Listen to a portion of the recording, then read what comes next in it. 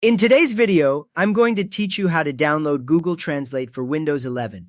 Since there is no official desktop app from Google, we will set it up using Google Chrome so it behaves very much like a standalone program on your computer. First, make sure you have Google Chrome open on your Windows 11 computer. Go to the Google Translate website by typing translate.google.com in the address bar, then press Enter. When the page loads, you should see two language boxes, one for the source language and one for the translated text, plus a big central area for typing or pasting text. Once you can see the Google Translate page, look to the very top right corner of the Chrome window. You will see the three dots menu, sometimes called More or the Chrome menu. It sits on the same horizontal bar as the address field, beside your profile icon. Click this three dots menu once.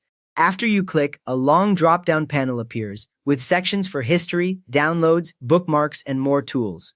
From there, move your mouse down through the menu and find the option called Cast, Save, and Share.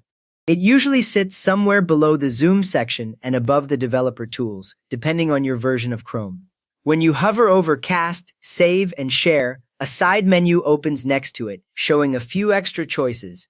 This side menu is where Chrome keeps options that let you treat websites more like apps or share them to other devices. Now, in that side menu, click Install Page as App. As soon as you click it, Chrome opens a small window in the center of your screen. This window shows the Google Translate icon, the name, usually just Google Translate, and maybe a checkbox offering to pin it to your taskbar or Start menu. This is where Chrome prepares the progressive web app so it can run in its own window, separate from normal browser tabs. Next up, click the Install button in that small window. Chrome now creates the app version of Google Translate based on the page you had open. Within a moment, a new window opens that looks almost identical to the Google Translate website, but without the regular browser address bar and tabs. On Windows 11, you will also see a new icon in your taskbar while it is running, and if you chose the extra checkbox, a shortcut appears in your Start menu. From now on, you can open Google Translate from that shortcut, and it will behave much more like a native Windows app, while still updating automatically whenever Google updates the website.